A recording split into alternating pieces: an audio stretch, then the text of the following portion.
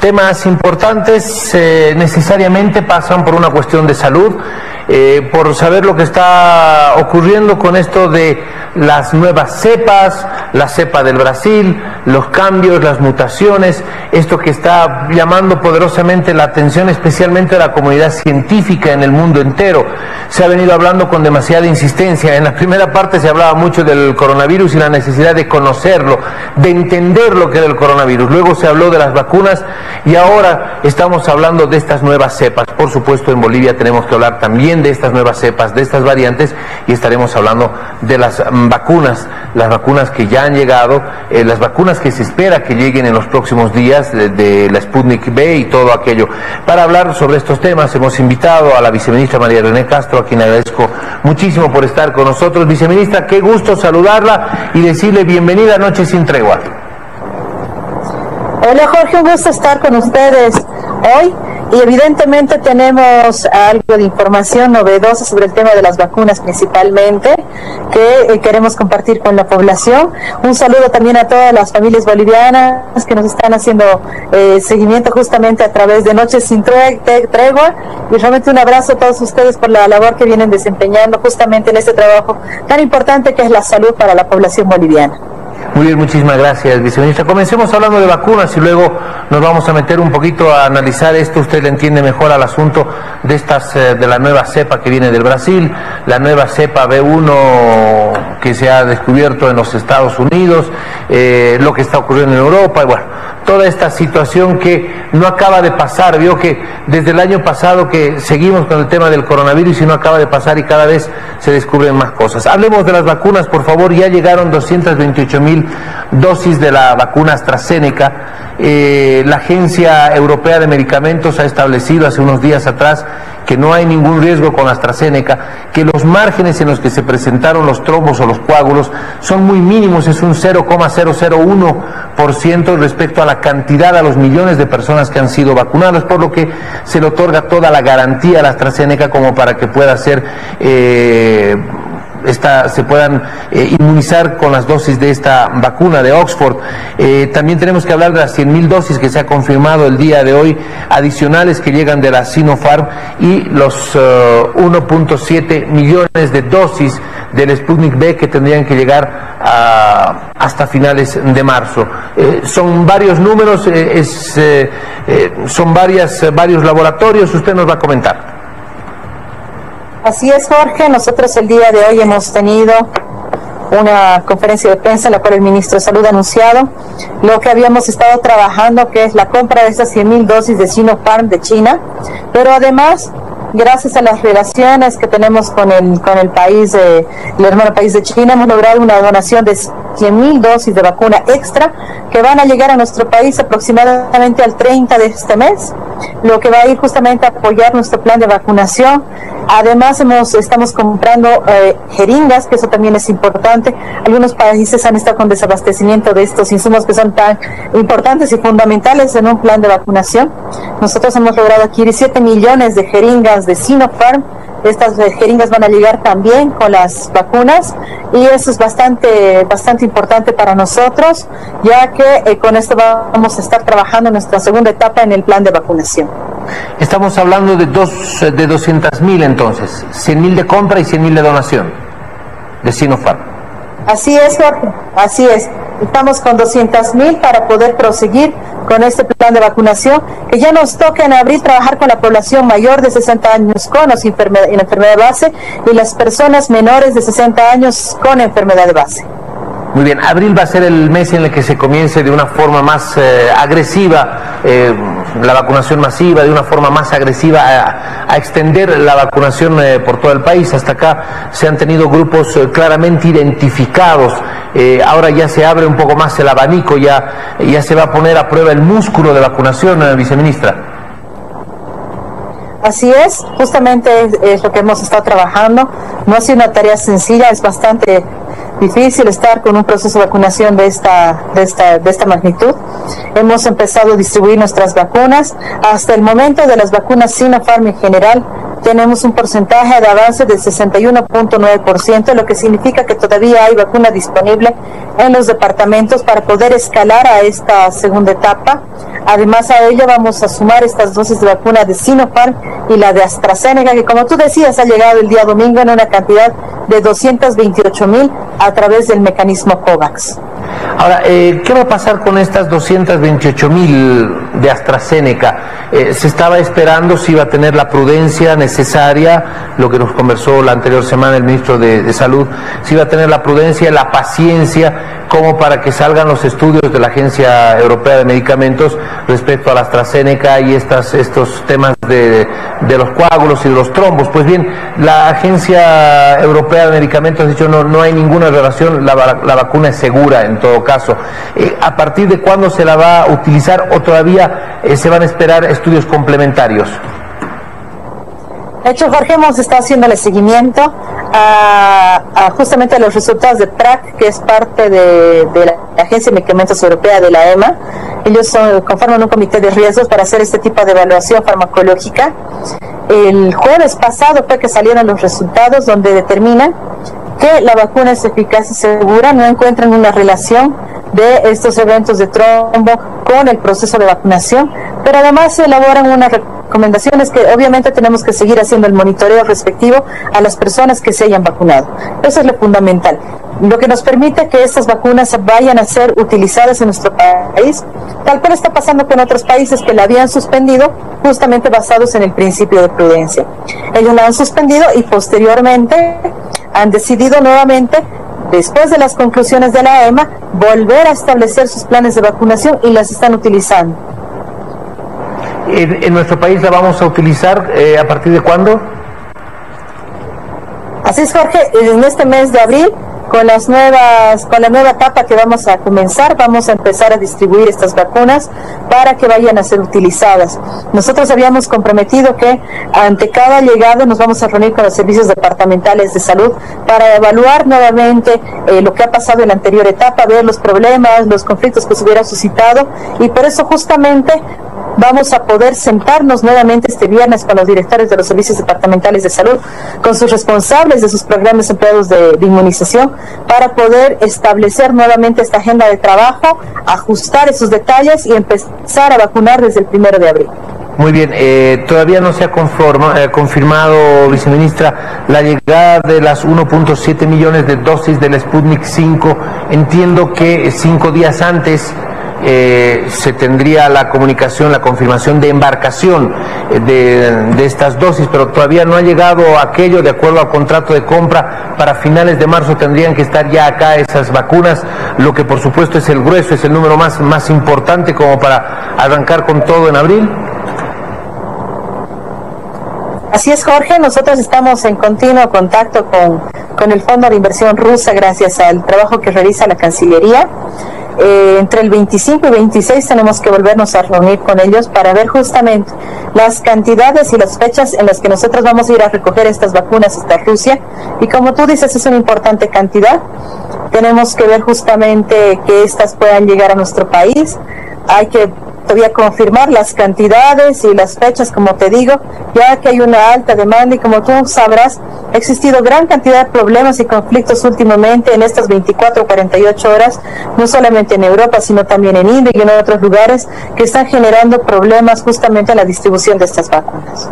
Muy bien, hay que esperar entonces a que esta confirmación pueda llegar y las 1.7 millones de dosis lleguen de acuerdo a lo que se ha pactado en la compra con el laboratorio de Gamaleya y Sputnik V. ¿Qué pasa con la vacuna Pfizer? Ayer hubieron reuniones, no se ha llegado todavía a un acuerdo. ¿Podría abandonarse la posibilidad de que lleguen las 92,000 dosis de Pfizer si es que continúa la exigencia de este laboratorio de que se pueda generar un fondo de indemnización y se tendría que pedir al mecanismo COVAX que se cambie la Pfizer por alguna otra vacuna, por algún otro laboratorio, viceministra? De hecho, como tú dices, Jorge, nos hemos reunido el día de ayer con Pfizer, también con la gente de Gavi, de la OPS, de UNICEF, para hacer una evaluación sobre los requisitos que le solicitan no solamente a nuestro país, sino al resto de los países. Han habido países que han rechazado estas vacunas por algunos requisitos que a veces tienden a ser bastante extremos para los países. Nosotros hemos recibido ya la documentación que tenemos que firmar. Estamos haciendo la evaluación legal para poder la siguiente semana, de acuerdo a la determinación que se asuma, hacer la remisión hacia Pfizer, hacia COVAX, de esos documentos firmados. Pero previamente tenemos que hacer un análisis legal bastante profundo para ver justamente la seguridad de nuestro país, que es lo importante. Igual la vacunación, nosotros vemos que si no fuera Pfizer, el mecanismo COVAX la puede cambiar por la otra vacuna, que en este caso sería lo más seguro, AstraZeneca. Sin embargo, nosotros no estamos descartando que vayamos a recibir estas dosis de Pfizer. Tenemos una cadena de frío que ya está preparada.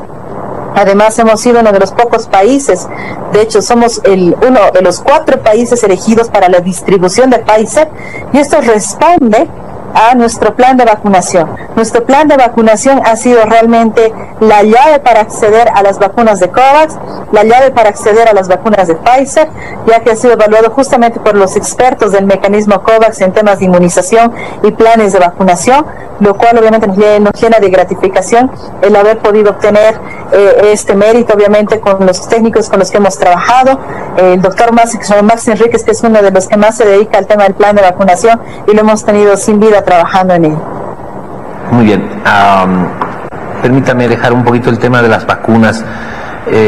Viceministra, ¿qué es lo que está pasando con estas nuevas cepas?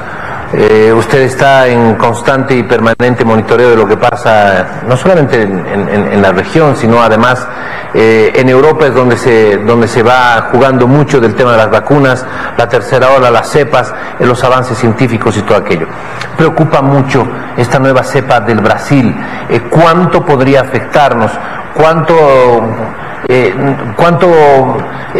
de necesario es de que los servicios departamentales de salud se mantengan en una alerta constante de monitoreo? ¿Qué es lo que ustedes desde el Ministerio de Salud están evaluando sobre esta situación y esta nueva discusión que entra en el mundo de la medicina, en el mundo de la salud, en el mundo científico, de las variantes, de las mutaciones y de las nuevas cepas? Sí, es una situación bastante complicada. Y desde otro punto de vista, por ejemplo, desde mi campo del científico, es una situación bastante interesante también de investigar, de entender los mecanismos por los cuales un virus que tiene una tasa de mutación relativamente estable, a ser un virus de RNA, haya generado ciertas capacidades de evasión, haya adquirido ciertas características de adhesión también a la célula y de generar mayor transmisibilidad. No solamente es la cepa de Brasil, hay una infinidad de cepas que están circulando.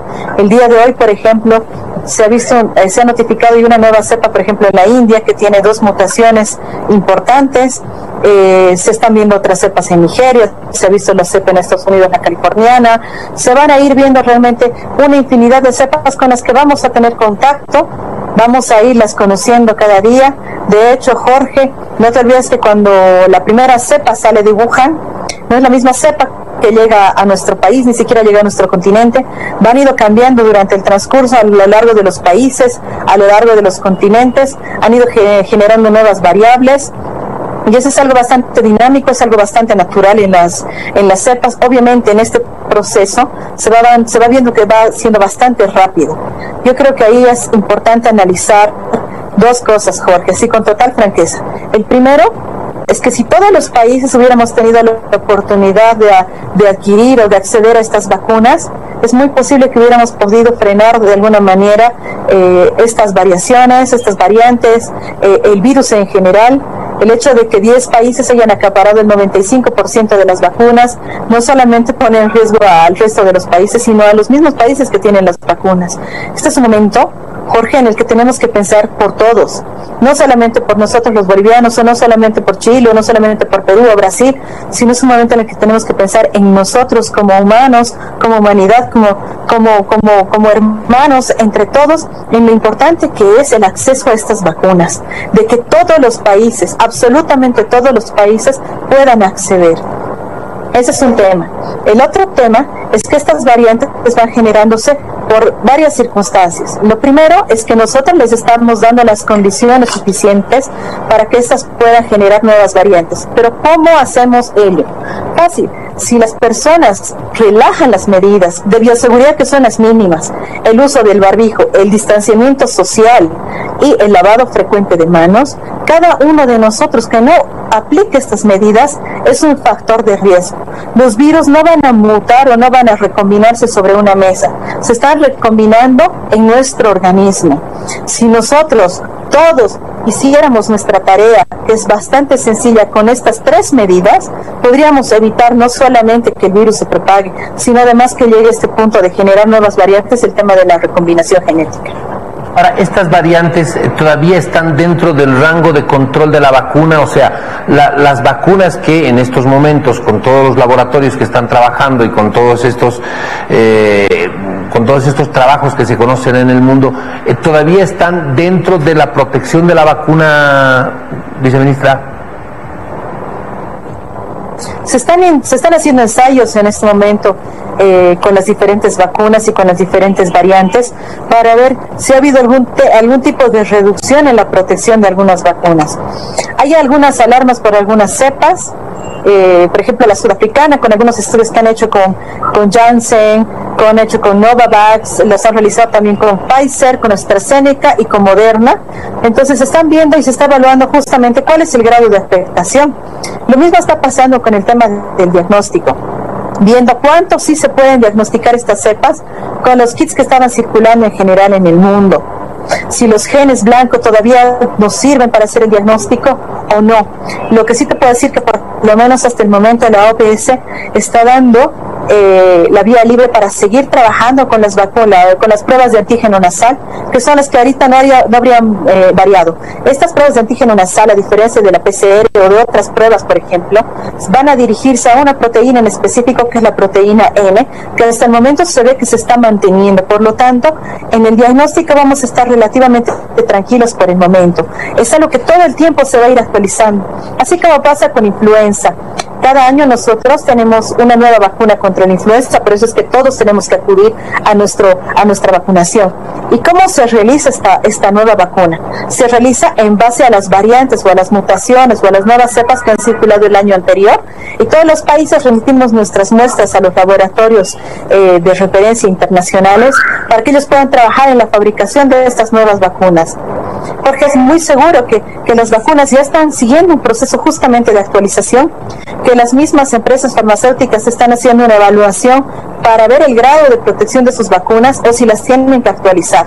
Por lo menos eso lo está haciendo, por ejemplo, China. Nosotros hemos solicitado que nos puedan facilitar los estudios que vayan realizando con las vacunas Sinopharm, y estamos haciendo además, como tú decías, una vigilancia genómica pero exhaustiva, a pesar de que hasta el momento no tenemos nuestro análisis de secuencia en el país montado justamente por el tema de los reactivos. Hemos ido remitiendo estas muestras hacia Brasil, próximamente vamos a mandar también muestras hacia Argentina para que nos apoyen y tengamos la información necesaria para poder conocer lo que realmente está pasando. Como te digo, desde mi campo, desde el científico, así haciéndome un ladito un poquito de lo que es el Ministerio de Salud, pues es un tema bastante fascinante el poder entender este tipo de mecanismos y poder saber justamente y hacer una proyección de lo que va a ocurrir.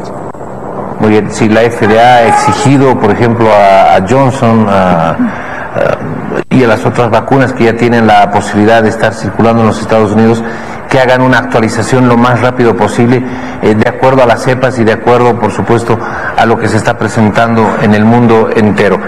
Cuando hablamos de la tercera ola, viceministra, ¿es posible que la tercera ola llegue a nuestro país?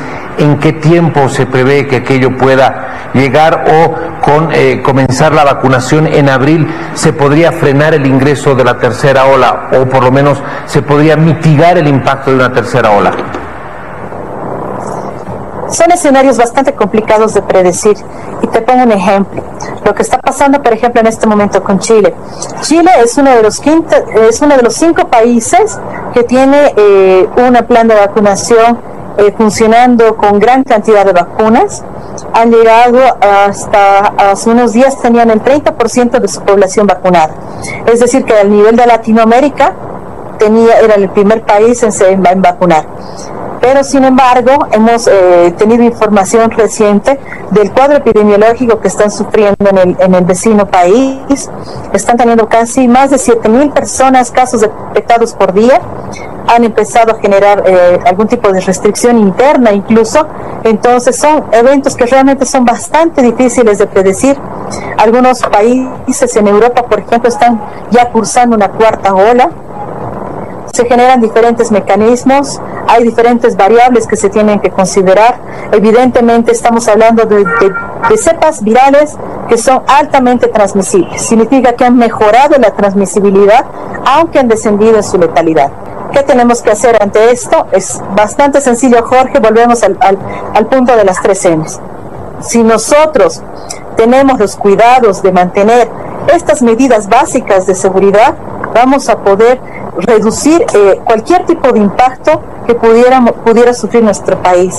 Es un tema de responsabilidad personal, es cierto, lo tenemos que hacer todos, absolutamente todos, desde las personas que están en sus casas, las personas que están en cargos en el gobierno, en cualquier tipo de gobierno, en el subnacional, en el nacional, los que trabajan en empresas. Realmente es una tarea de todos el tener este tipo de control.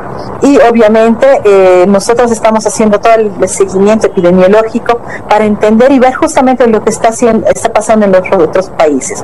Además, cuando hacemos proyecciones matemáticas, que es lo que nosotros también estamos haciendo, las proyecciones matemáticas a largo plazo, es decir, si proyectamos una tercera ola y tratamos de ver la información, esos datos, mientras más a largo plazo trabajes, tienes un sesgo bastante grande, es decir, que te estás alejando bastante de lo que podría ser la realidad. Entonces nosotros estamos trabajando con proyecciones a corto plazo, para poder tener mayor seguridad de cuál es el marco de acción en el que nos tenemos que mover y vayamos tomando acciones como lo que estamos haciendo justamente en el Beni, que por este tema de los casos nosotros hemos mandado vacunas y estamos procediendo a vacunar a esta población, a esta región. Hemos hecho una intervención, ha estado el ministro de Salud en persona allá para hacer este tema del bloqueo epidemiológico, llevando gran cantidad de pruebas de diagnóstico y trabajando en planes específicos para estos lugares. Viceministra, muchas gracias por haber estado con nosotros. De verdad que es un tema muy apasionante desde la óptica científica que usted tiene. Por supuesto, podríamos seguir hablando bastante del virus, las mutaciones, por qué muta, cuáles son los riesgos de una, cuáles son los riesgos de la otra. Bueno, nos podríamos pasar prácticamente todo el programa hablando sobre el coronavirus, porque sí es un tema que la humanidad entera lo está estudiando, lo está tratando de aprender. Cada día hay que aprender algo nuevo sobre esto, precisamente porque es dinámico, porque va evolucionando. Le agradezco muchísimo por haber estado con nosotros. Estaremos atentos, por supuesto, a la información de la llegada de las vacunas y a comenzar en abril con todo para empezar a inmunizar a la mayor cantidad de gente que se pueda. Le mando un abrazo grande y muchísimas gracias por haber estado con nosotros en Noche Sin Tregua. Gracias, Jorge, a ti, un saludo igual a todas las personas que trabajan allá en Noches Sin Tregua. Ten por seguro que nosotros seguimos igual con Noches Sin Tregua, aquí trabajando 24/7 en el tema de vacunas y haciendo el seguimiento epidemiológico. Siempre que se necesite, saben que aquí me encuentro para poder brindar la información necesaria y reiterándoles a ustedes el agradecimiento por ser ese pilar fundamental en nuestro plan de vacunación, con la información que ustedes nos ayudan a difundir. Muchas gracias, Jorge, nuevamente. Gracias, viceministra. La viceministra de Promoción, Vigilancia Epidemiológica y Medicina Tradicional, María René Castro, nos ha acompañado en Noche Sin Tregua.